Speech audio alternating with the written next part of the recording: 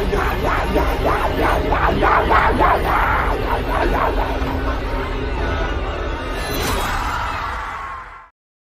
မအိပ်ပျော်နေတော့အိမ်မက်ထဲမှာဥယျာဉ်တစ်ခုစီရောက်နေခဲ့တယ်။အဲ့ဒီမှာထူးခြားတဲ့ရုပ်ရည်သွင်ပြင်နဲ့ခံရတဲ့အမျိုးသားတစ်ယောက်ဟာသူမနဲ့မျက်လုံးချင်းစုံပြီးသူနဲ့ချစ်တင်တော့ဖို့ခွင့်တောင်းခဲ့တယ်။မိန်းကလေးကဥယျာဉ်ထဲကအိမ်ထဲကိုဝင်သွားပါတယ်။အဲ့ဒီမှာအမျိုးသားတစ်ယောက်နဲ့တွေ့တော့သူနဲ့ချစ်တင်တော့ကြပါတယ်။လက်တွေ့ကဘာကသူမအိတ်ခမ်းတကားနောက်မှာတယောက်ယောက်ပေါ်လာခဲ့ပါတယ်။ဒါပေမဲ့အဲ့ဒီလူပုံစံကလူဟုတ်ပုံမပေါ်ပဲအိပ်ပျော်နေတဲ့သူမအင်ကြီးကျေးသေးတွေပြုတ်ထွက်ကုန်ပြီးတရေလက်တွေကသူမရဲ့ခြေသလုံးတွေကတဆင့်ရင်ဘတ်ပေါ်ကိုဖြတ်တန်းသွားခါသူမရဲ့နိုးထလွယ်တဲ့အာယုံကြောတွေကိုပုတ်တက်နေပါတယ်။တကယ်တော့သူမဟာအိမ်မက်ထဲမှာခံညားလာတဲ့အမျိုးသားတစ်ယောက်နဲ့ချစ်တင်းနှောနေတာဖြစ်ပေမဲ့အပြင်ကအိပ်ပျော်နေတဲ့သူမခန္ဓာကိုယ်ကိုတော့နှဆိုးကလာရောက်ပြီးချစ်တင်းနှောနေခဲ့တာပဲဖြစ်ပါတယ်။အဲ့ဒီနောက်မှာတော့မိန်းကလေးကသူမရဲ့လိုအင်ဆန္ဒတွေပြည့်မြောက်သွားသလိုခံစားရကအိယာကနေနိုးလာပြီးနာရီကိုကြည့်လိုက်တော့မနက်4 နာရီထိုးနေခဲ့ပါပြီ။ဟုတ်ကဲ့ဒါကတော့ပုံကန်တင်းစစ်တန်ဆိုတဲ့ TikTok ပေါ်မှာနာမည်ကြီးနေတဲ့အင်ဒိုနီးရှားတရေကဖြစ်ပါတယ်။ဇလန်လေးမစခင် like တစ်ချက်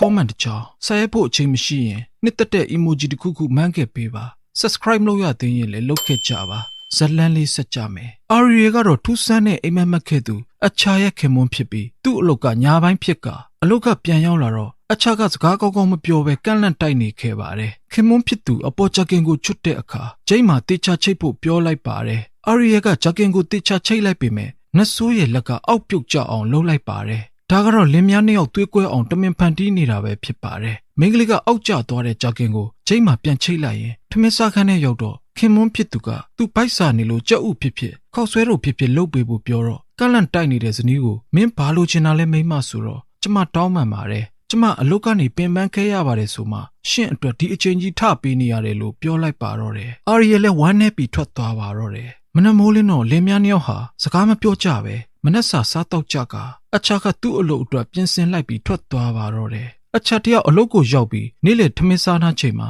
လင်ဒါလို့ခေါ်တဲ့အလုပ်ကအမကြီးကနင်အဲ့ဒီအိမ်မက်ကိုမတ်ပြီးတိုင်းနင်းယောက်ျားနဲ့ရန်ဖြစ်ရတာလားမေးတော့အချာကသူ့ယောက်ျားစီကနေရီးစားဘဝတုန်းကလိုတာယာမှုမျိုးမရတော့ကြောင်းပြောလိုက်ပါတယ်။အဲ့ဒီနောက်အချာကခင်မွန်းဖြစ်သူအာရီယနဲ့လက်ထပ်ထားတာ3 နှစ်ရှိပြီဖြစ်ကအခုချိန်မှာအိမ်တော်ရေးအဆင်မပြေတော့တာမို့ကွာရှင်းလိုက်ရင်ကောင်းမလားလို့သူမရဲ့အလုပ်ပေါ်လင်ဒါကိုရင်ဖွင့်နေပါတယ်။အဲ့ဒီအခါလင်ဒါကနင်းယောက်ျားနဲ့ချစ်ရည်မလို့တာဘလောက်ကြာပြီလဲလို့မေးတော့အချာကမှတ်တော်မမှတ်မိတော့တာနဲ့ဘာမှပြန်မပြောဘဲငြိမ်နေလိုက်ပါတယ်။အဲ့ဒီအခါလင်ဒါကငါအကြံတစ်ခုပေးမယ်ယောက်ျားပြန်မလာခင်တန်တန်ရှင်းရှင်းနဲ့လှလှပပဝစ်စားပြီးသူပြန်လာတဲ့အခါသူနဲ့အတူတူအိတ်လိုက်ပါသူ့ကိုမြှုပ်ဆွဲပေါ့လို့ပြောလိုက်ပါတော့တယ်အာရီယက်ကိုလည်းသူ့ရဲ့အလုပ်ပေါ်ကအိမ်တော်ရေးမตายရတဲ့ကိစ္စအတွက်အကြံပေးနေပြီးအိမ်ပြန်ရောက်တဲ့အခါဇနီးတဲ့ကိုမြှုပ်ဆွဲကြည့်ဖို့ပြောလိုက်ပါတယ်အချာလည်းအိမ်ပြန်ရောက်တော့ခေါင်းဝင်ပါလေးဝက်နှကန်းနီမိတ်ကပ်တို့ခြေသားကအသင်းဆောင်နေတော့အလုတ်ကပြန်ရောက်လာတဲ့အာရီယက်လည်းတစ်ချိန်လုံးရန်ဖြစ်နေရတဲ့အချရဲ့အပြုတ်မှုတွေကြောင့်အံ့ဩနေပါတော့တယ်အဲ့ဒီနောက်ဘာမှပြောမနေတော့ပဲ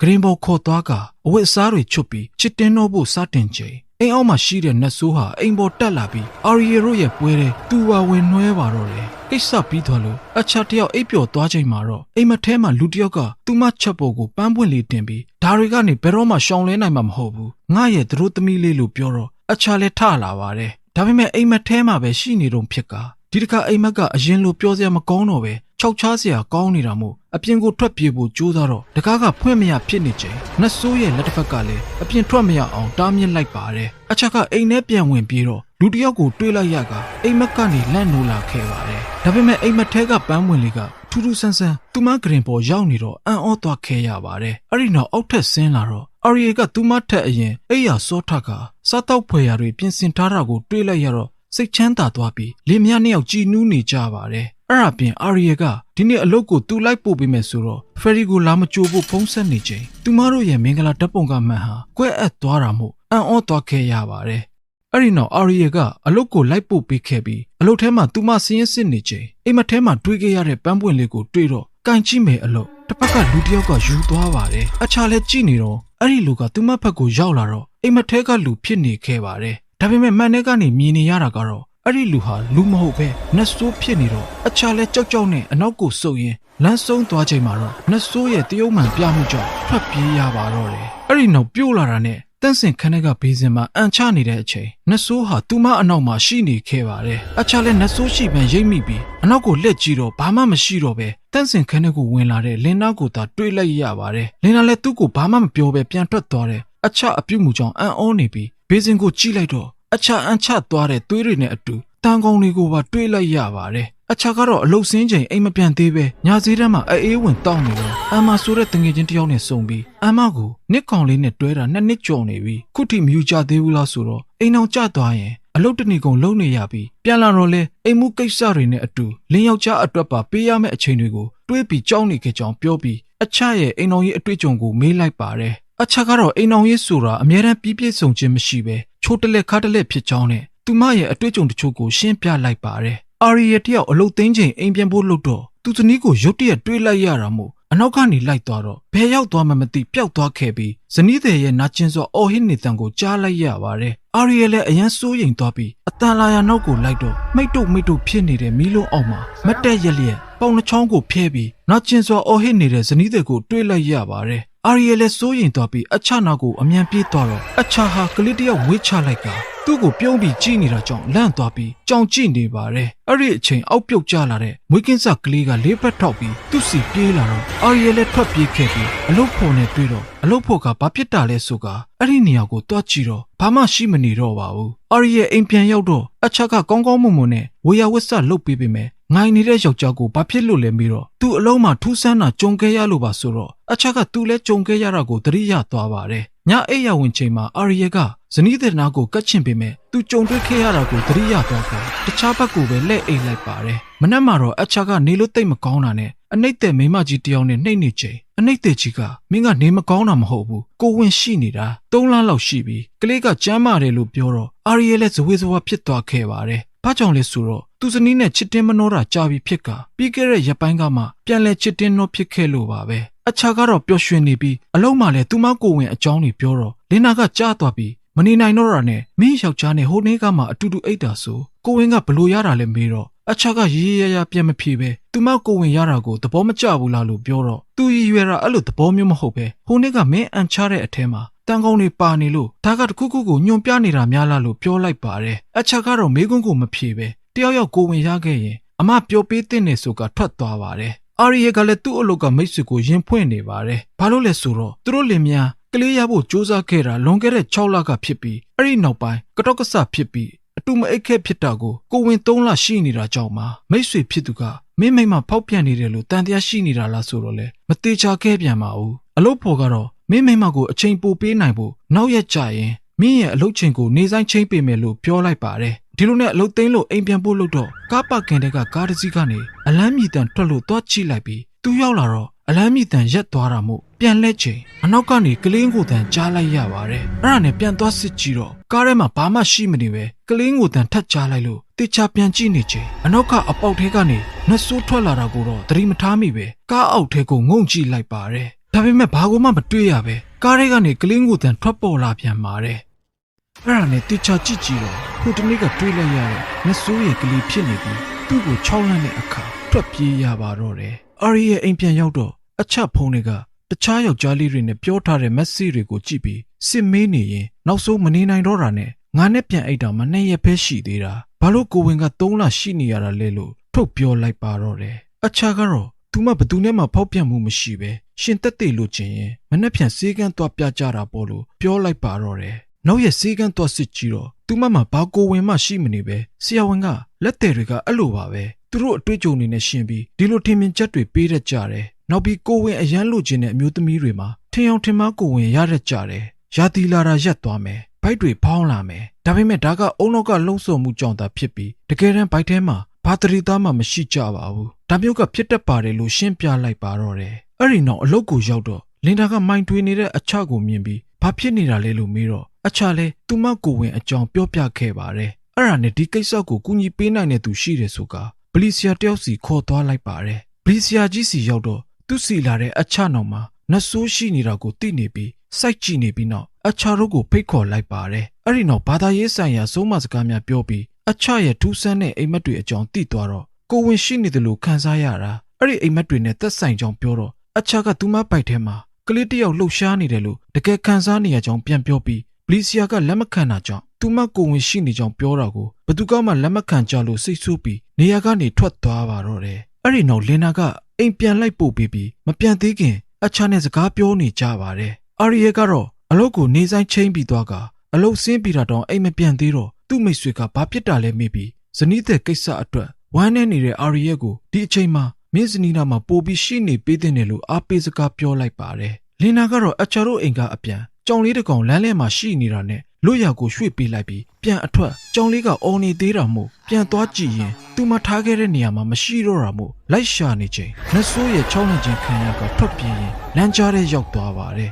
လမ်းကြားတဲ့အရောက်မှာကြောက်ပြီးရက်နေတော့နတ်ဆိုးကအပေါ်ကနေပစ္စည်းတစ်ခုတွန်းချလိုက်ရမှာသူမအပေါ်ပြီးသေဆုံးသွားပါတော့တယ်အဲ့ဒီအဖြစ်ပြက်တွေကိုအိမ်မှာကြံခဲ့တဲ့အချာလဲအိမ်မက်အဖြစ်မြင်မှတ်ပြီးမတင်ကာရာနဲ့တွားကြည့်တော့လင်ဒါဟာအိမ်မက်ထဲကအတိုင်းတည်ဆုံးသွားတော့ကိုတွေးလိုက်ရပါတော့တယ်။အဲ့ဒီအချိန်အာရီယေလည်းအိမ်ပြန်ရောက်လာတော့လင်ဒါအလောင်းသားမှာငိုနေတဲ့ဇနီးတဲ့ကိုတွေးလိုက်ရကဖေးမလိုက်ပါတယ်။ဒါပေမဲ့ထူးဆန်းတာကဇနီးတဲ့ရဲ့ပိုက်ဟာနေစေလာစေကိုဝင်တယ်လို့ဖောင်းနေတာပါပဲ။အဲ့ဒါနဲ့အာရီယေလည်းအလုံးမသွားတော့ပဲဇနီးတဲ့နားမှာရှိနေပေးခဲ့ပါတယ်။အချာကလွန်ခဲ့တဲ့တစ်နှစ်ကျော်တည်းကမက်ခဲ့တဲ့သူမရဲ့ထူးဆန်းတဲ့အိမ်မက်တွေအကြောင်းကိုပြောပြခဲ့ပြီးအိမ်မက်ထဲကအတိုင်းအပြင်မှာဖြစ်လိမ့်မယ်လို့မထင်မိခဲ့ဘူး။သူမမိတ်ဆွေလင်နာကလည်းသူမအိမ်မက်ထဲကအတိုင်းသိဆုံးခဲ့ရတာဒါကိုဘလို့ပြင်ဆင်ရမလဲသူမသိတယ်။သူမအကူညီလိုနေပြီလို့ပြောလိုက်ပါတယ်။အဲ့ဒီနောက်လင်ဒါခေါ်သွားဘူးတဲ့ဗလီဆီယာကြီးစီကိုသွားကြတော့ဗလီဆီယာကြီးကအချကိုတွေကမကောင်းတဲ့အရာကိုထုတ်ပေးဖို့စတင်တဲ့အခါအချရဲ့အပြုအမူတွေပြောင်းလဲလာပြီးငြိမ်ကျ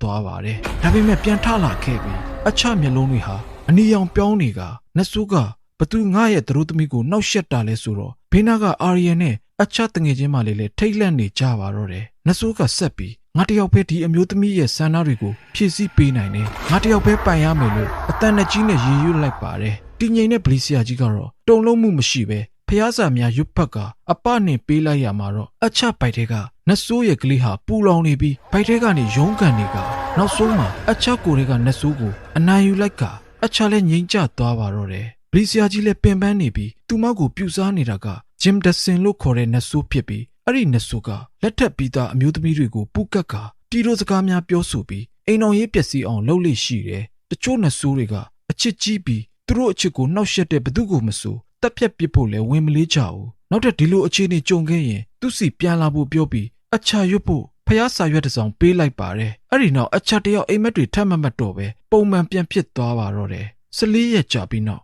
်အာရီယာကဒီရက်ပိုင်းတွေမှာဇနီးတဲ့ကိုဂယူးတဆိုင်နဲ့အချိန်ပေးခဲ့ပြီးညစီးတန်းမှာအေးတုတ်ကြရင်သူ့အလုံးမှာယာရူတိုးခံရတယ်။မနှက်ပြန်ကစပြီးတခြားမြို့မှာတွားလို့ရမှာသူညင်းလိုက်လို့ရတယ်လို့ပြောပေမဲ့အချာကဒါကျမတို့အနာဂတ်အတွက်အခွင့်အရေးတစ်ခုဖြစ်ကြောင်းအပေးစကားပြောလိုက်ပါတယ်။အဲ့ဒီနေ့မှာအာရီယာတခြားမြို့ကိုသွားတော့အိမ်မှာတယောက်တည်းမို့အမကိုလာအိပ်ဖို့ပြောပေမဲ့အမကဒီနေ့ညလာဖို့ဘလို့မှမဖြစ်နိုင်လို့တောင်းပန်လိုက်ပါတယ်။အချာလည်းအိမ်မှာတယောက်တည်းရှိနေတော့အနောက်ခန်းထဲကနေအတန်ကြားလိုက်ရတာမို့တွားကြည့်ရင်အောက်ကျနေတဲ့အာရီရဲ့ဂျာကင်အင်ကြီးကိုပြန်ချိတ်ပေးတဲ့အခါအိတ်ကထိတ်ကစာရွက်တွေ့တာနဲ့ကြည့်လိုက်တော့သူမအတွက်ဗလီဆီယာကြီးပေးလိုက်တဲ့ဖျားစာရွက်ဖြစ်နေတော့ရွတ်ဖတ်လိုက်တဲ့အခါကျောင်းတကောင်ရဲ့အတန်ကြားလိုက်ရတော့လန့်သွားပါတယ်။အဲ့ဒီနောက် TV ရှေ့ကဆိုဖာပေါ်မှာပဲအိပ်ပျော်သွားပြီးပြန်နိုးလာတဲ့အခါထူးဆန်းတဲ့အိမ်မက်တွေထပ်မတ်တော်တာမို့သူမမျက်နှာရွှင်လန်းနေပါတော့တယ်။အဲ့ဒီနောက်အလုတ်သွားတော့အလုတ်ထဲကဝန်ထမ်းတွေဟာနတ်ဆိုးပုတ်ကတ်ခံထားရကအချကိုမင်းကငါရဲ့သူတို့သမီးပဲလို့သတင်းစကားပါကြလို့အချလည်းရုံးခန်းနဲ့ဝင်ပြီးတကားပိတ်ထားလိုက်ရပါတော့တယ်။အဲ့ဒီညမှာတော့သူမတငယ်ချင်းအမ်မာကအ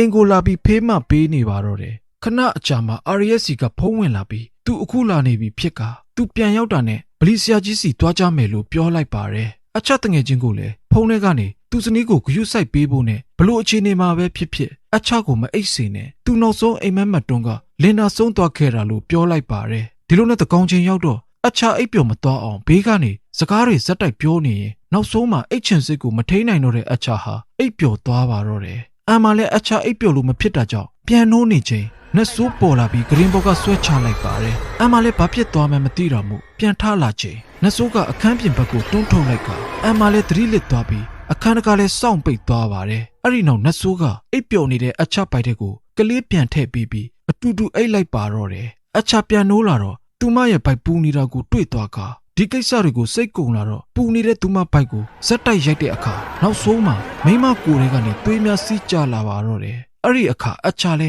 ဲသူ့ဘိုက်သူပြန်ရိုက်တော့ကိုရက်လိုက်ပြီးအပြင်ကိုထွက်လာတော့ သတိလစ်နေတဲ့အမကိုတွေးလိုက်ရပါတယ်အချာတယောက်ဒါတွေကိုစိတ်ကုံလာပြီးမို့ရေချိုးခန်းနဲ့သွားကသူမရဲ့မိမကိုတွေကိုတွန်းနှန်းချိုးနဲ့ဒရက်ဆက်ထိုးသွင်းပြီးတအိမ်ထဲကသတိသားကိုတတ်လိုက်ပါတယ်သို့ပေမဲ့သတိသားကမသေးပဲဖိုက်ကြီးပြန်ဖောင်းလာကနောက်ဆုံးမှာအချာတယောက်သတိလစ်သွားပါတော့တယ်အဲ့ဒီအချိန်အာရီရဲ့ပြန်ရောက်လာတော့သတိလစ်နေတဲ့အချောက်ကိုတွေးလိုက်ရပါတယ်အဲ့ဒါနဲ့အမကိုအော်ခေါ်တော့အပေါ်ထဲမှာသတိလစ်နေတဲ့အမလည်းပြန်နိုးလာပြီးပလီဆီယာကြီးစီတွားကြပါတော့တယ်ဒီတစ်ခါပလီဆီယာကြီးနဲ့အတူတပည့်တပန်းတွေအများကြီးလည်းရှိနေကအချောက်ကိုဂရင်ပေါ်မှာကျိုးတုတ်ကပက်လေကနေဝင်းရံပြီးစတင်အပနှင်ကြပါတော့တယ်သတိလစ်နေတဲ့အချာကတော့နတ်ဆိုးရဲ့အိမ်မက်ထဲမှာပိတ်မိနေပြီးအိမ်မက်ထဲကအင်ကြီးထဲမှာလမ်းပြောက်နေရင်နတ်ဆိုးလက်မှာဖမ်းမိသွားပါတယ်အဲ့ဒီအခါပြင်ပခန္ဓာကိုယ်ကြီးဟာနတ်ဆိုးရဲ့ထိန်းချုပ်ခြင်းခံလိုက်ရကပြန်လဲနိုးထလာပြီးဖျားစာရွတ်နေသူတွေကိုလောင်ပြောင်နေရင်အားမရတာနဲ့ထထိုင်ပြီးထပ်မံလောင်ပြောင်လိုက်ပါတယ်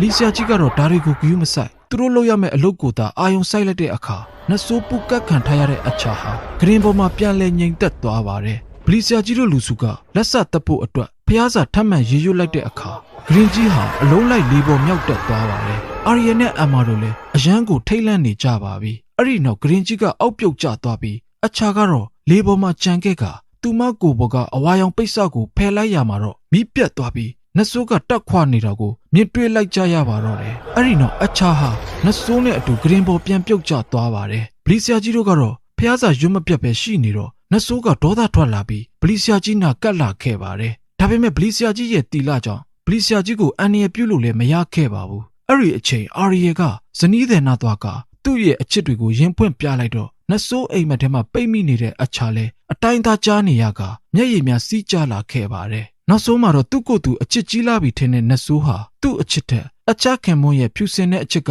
ပိုကြီးမားတာကတကြောင်ဘလီဆီယာကြီးတို့ရဲ့အစွမ်းတက်တဲ့ဖျားစာရွတ်ပတ်တန်တွေကြောင့်တကြောင်သူတိဆောက်ထားတဲ့အိမ်မက်ကဘာကြီးဟာအပီးတိုင်ပြိုကွဲပျက်စီးသွားပါတော့တယ်6နှစ်ကြာပြီးနောက်အာရီယေရိုဇနီးမောင်နှံဟာကလေး2ယောက်တောင်ရနေခဲ့ပြီးဘဝကိုပျော်ရွှင်စွာဖြတ်သန်းနေကြပါတယ်ဒါပေမဲ့နတ်ဆိုးကတော့သူချစ်တဲ့မိန်းမကိုအရေးတကြီးကြီးနဲ့စောင့်ကြည့်နေသေးပါပဲဒီဇလန်ဟာတကယ်ဖြစ်ရမှန်ကိုအခြေခံရိုက်ကူးထားတာဖြစ်ပြီး TikTok ပေါ်မှာမိန်းမတယောက်ကိုဂျင်က73နှစ်ကြာအောင်ကြိုက်ခဲ့တဲ့အကြောင်းနာမည်ကြီးခဲ့ပါတယ်အဲ့ဒီဗီဒီယိုကိုလူပေါင်း9သန်းကျော်ကကြည့်ရှုခဲ့ပါတယ်ဇလန်လေးကတော့ဒီမှာတင်အဆုံးသတ်သွားခဲ့ပါပြီနောက်ဗီဒီယိုမှာပြန်ဆုံကြမယ်အားလုံးကိုကျေးဇူးတင်ပါတယ်ခင်ဗျာ